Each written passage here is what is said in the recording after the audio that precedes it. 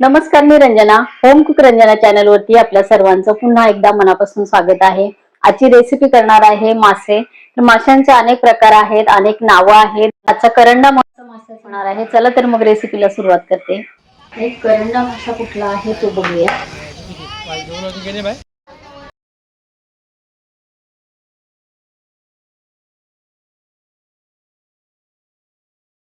हा बघा, एकदम जवळून मी हा मासा दाखवते.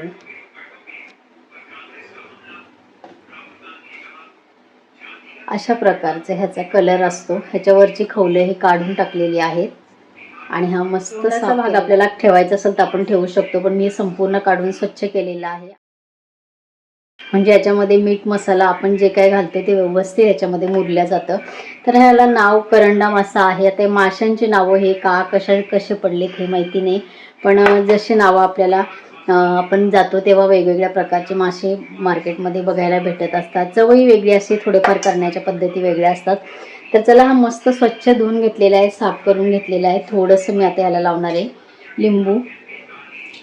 अगदी अर्ध्यातला अर्ध लिंबू मी इथे घेतलेला आहे. व्यवस्थित लिंबू लावल्यानंतर माशांची चव तर लागते छान, पण जर वास असेल तर वासही निघून जातो. आणि मच्छीला आंबट हे लावतातच. अगदी पारंपरिक पद्धतीत जर बघाल तर कोकम किंवा चिंचेचा वापर करायचा. चिंचही ते शेतामध्येच झाडं लावलेली असायची. कोकमाची झाडं, कोकमाचे नारळाचे बन, त्यांचे कोकमाचे झाडंसुद्धा इकडे कोकणामध्ये सगळ्यांचे दाराच्या समोरच अगदी असतात. ओल्या कोकमांचाही वापर केला जातो. आगळ काढून ठेवतात, त्याचाही वापर केला जातो. आणि कोकम व्यवस्थित वर्षभरासाठी अगदी त्यातल्या बिया काढून आणि ते सुद्धा साठवलं जातं. मार्केटलाही विकायला असतात. आणि इथले ज्यांच्याकडे आहे तर ते तशा प्रकारे सगळ्या कोकमाचा वापर करत असतात. ही वापरायला लागलेतच. या तिन्हीपैकी कुठलंही आंबट तुम्ही इथे वापरू शकता. हे बघा, व्यवस्थित मी ह्याला लिंबू लावून घेतलेला आहे. आता आपल्याला इथे काही मसाले घालायचे आणि व्यवस्थित ह्याला 10 ते 15 मिनिट फक्त आपल्याला मॅरिनेट करायचं आहे. जास्त वेळ नाही ठेवलं तरी चालेल. वेळ असेल तुमच्याकडे तर ठेवू शकता. मीठ इथं लावायचं आहे. ते बघा, मीठ एकदम पण कमी नाही आणि एकदमही जास्त नाही. व्यवस्थित आपल्याला मीठ ह्याच्यामध्ये मुरायला हवं. या पद्धतीने आपल्याला मीठ लावायचं आहे. मीठ लावल्यानंतर छान पाणी सुटतं. लिंबू आपण लावलेलंच आहे. हे बघा,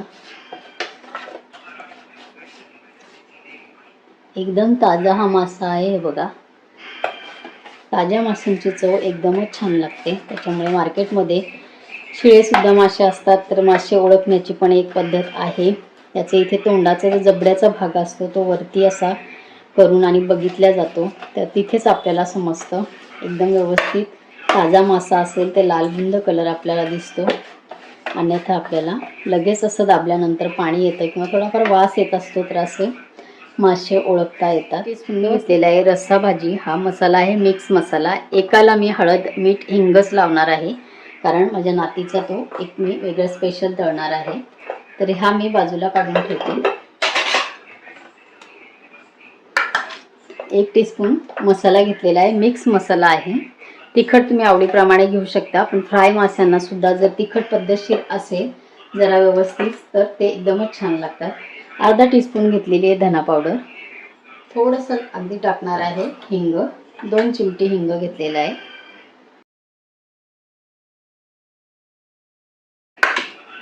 हिंगामुळे माशांचे वास येत नाही, चवही चांगली लागते. अर्धा टीस्पून घालणार आहे हळद.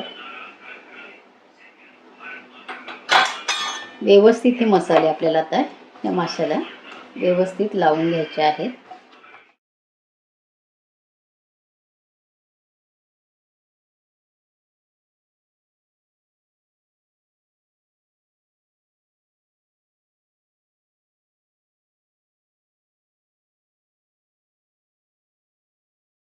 आता आपल्याला कोट करण्यासाठी अजून एक पीठ घ्यायचं आहे तांदळाचं, आणि त्यातही सुद्धा आपल्याला थोडेसे मसाले ॲड करायचे आहेत.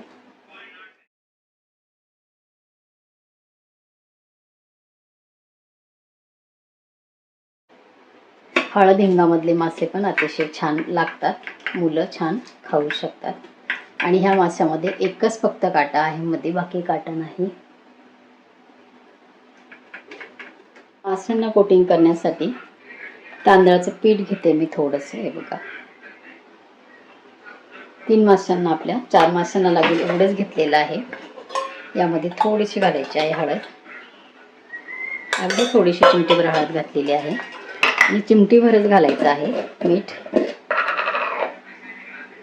कारण माशांना मीठ आपण व्यवस्थित लावलेलं आहे आणि तिखटाचं प्रमाणही आपलं व्यवस्थित आहे. माशांना व्यवस्थित आपण तिखटाचं प्रमाण लावलेलं आहे. व्यवस्थित मिक्स करायचं.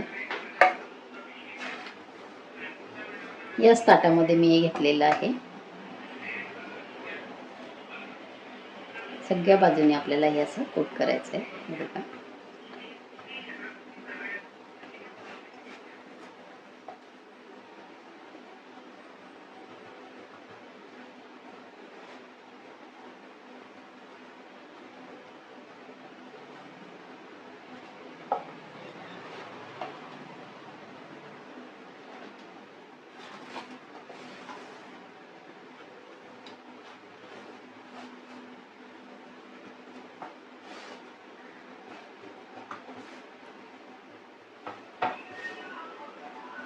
पीठ लावून झालेलं आहे.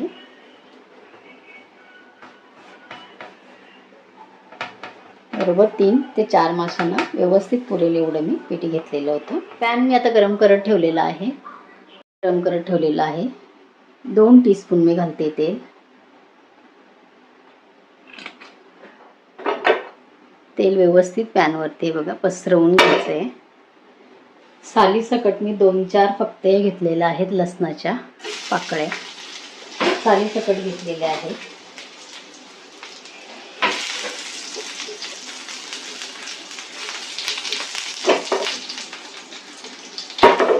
पॅन व्यवस्थित गरम झालेला आहे. आपल्याला हे कोट केलेले मासे आहेत हे घालायचे. गॅस पॅन एकदा गरम झाला की मिडियम करायचं आहे. फुल गॅसवरती तळले तर वरचे मसाले जळून जातील आणि आतमध्ये मासे आपले होणार नाही. कारण आपण एका वेळेला अख्खा मासा तळते म्हणून ही काळजी घ्यायची आहे. एका वेळेला 3 बसले तर 3च माशांचं आपल्याला इथे जेवढे व्यवस्थित सुटसुटीत बसतील तेवढेच मासे इथे बसवायचे आहेत. गॅस कमी आहे. कमी गॅसवरतीच आपल्याला हे करायचे आहे. या माशाची बनवण्याची खासियत आपण दुसऱ्या माशांवरती झाकण ठेवत नाही, पण ह्या मासे फ्राय करताना याच्यावरती आपल्याला झाकण ठेवायचं आहे. झाकण ठेवल्यानंतर अतिशय छान प्रकारे हे मासे होतात. तर बाकी जे मासे आहेत तर त्या माशांना वरती झाकण ठेवत नाही. तर ह्या करंदा माशाला वरती झाकण ठेवल्यानंतर एकदम छान हे तयार होतात. तर झाकण ठेवलेलं आहे. 1 ते 2 मिनिटांनी आपण हे मासे व्यवस्थित खालच्या बाजूने झालेत की नाही तयार ते बघून आणि आपण उलटे करणार आहोत. 1 मिनिट झालेला आहे. आपण थोडंसं तेल असं सगळ्या बाजूने मासे आपण उलटे करून टाकू. हे बघा फक्त मिडियम गॅसवर करायचं आहे. आणि यावरचा जो लसूण जळतो तर याचा स्वाद खूप छान उतरतो. त्यामुळे हा असाच आपल्याला या पॅनमध्ये त्याची चव उतरू द्यायची आहे. म्हणून तो जाडा भरडा फेटून आणि आपण या तेलामध्ये घातलेला आहे. तेलामध्ये त्याचा छान स्वाद उतरतो. परत आता याच्यावर आपल्याला झाकण ठेवायचं आहे. याच्यामध्ये तेल ते वापर आपण करायचं आहे. अगदीच तुमचं सुकं झालं असेल तर अगदी थोडंसं तेल टाकायचं आहे. अन्यथा तेल टाकायची गरज पडत नाही. एकदम छान हे मासे तयार होतात. आता परत आपल्याला याच्यावरती झाकण ठेवायचं आहे. करंडा माशावरती झाकण मात्र आवर्जून आठवणीने ठेवा. परत 2 ते 3 मिनिटांनी आपण मासा परत उलटापलटा करून व्यवस्थित आतपर्यंत शिजले की नाही ते मी इथे दाखवणार आहे. कारण अख्खा मासा जेव्हा आपण करतो त्यावेळेला खूप पेशन्स ठेवून आणि मासे तळायचे असतात, फ्राय करायचे असतात. तुकडे असेल तर त्या पटापट होतात, पण अख्खा मासा तयार व्हायला वेळ लागतो. म्हणून कमी गॅसवरती थोडा व्यवस्थित आपल्याला खालीवर करून आणि मासे फ्राय करायचे आहेत. कारण तेलही आपण खूप कमी वापरतो. बाजूबाजूचा जो लसूण आहे तर हा असा आपल्याला या माशांमध्ये आतमध्ये टाकायचा आहे.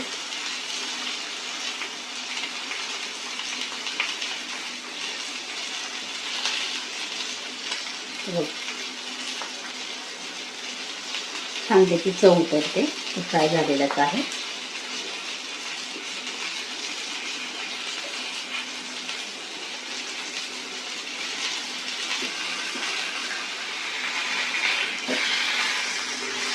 अजून जे साईडचा आहे हा बघा एकदम छान फ्राय झालेला असतो तो, त्याची चव खूप छान लागते. त्याच्यामध्ये घालायचं आहे व्यवस्थित, त्याची छान आधी चव त्यामध्ये उतरते. आपले हे मासे फ्राय झालेले आहे बघा. जेवण तुम्हाला दाखवते, एकदम छान फ्राय झालेले आहे, अजिबात जास्त वेळ लागत नाही. 7 ते 8 मिनिटामध्ये मासे फ्राय झालेले आहेत, एकदम छान तयार झालेले आहेत. गॅस मी बंद करते. खाण्यासाठी करंडा मासा आपला तयार झालेला आहे. हे बघा खूप मोठा मोठा हा मासा आहे, एकदम छान प्रकारे हा फ्राय झालेला आहे, मस्त वास सुटलेला आहे. या पद्धतीने नक्की करून बघा. हा मासा फ्राय करताना फक्त याच्यावरती झाकण ठेवायला विसरू नका, खूप छान पद्धतीने आतमध्ये तो तयार होतो. तर या माशाची चवही छान आहे, काटाही एकच आहे. तुमच्याकडे भेटत असेल तर नक्की आणा आणि ह्या पद्धतीने करून बघा. आजची रेसिपी तुम्हाला कशी वाटली कमेंट करा. माझ्या चॅनलवरती अनेक प्रकारच्या रेसिपी आहेत, त्यासुद्धा बघा. तुम्ही माझ्या चॅनलला अजूनपर्यंत सबस्क्राईब केलं नसेल तर सबस्क्राईब करा, बेल आयकॉन प्रेस करा, म्हणजे माझ्या येणाऱ्या रोजच्या नवीन रेसिपीचं नोटिफिकेशन तुम्हाला मिळेल. परत भेटूया असंच एका छानशा सोप्या साध्या आणि सिंपल रेसिपीबरोबर. तोपर्यंत बाय बाय.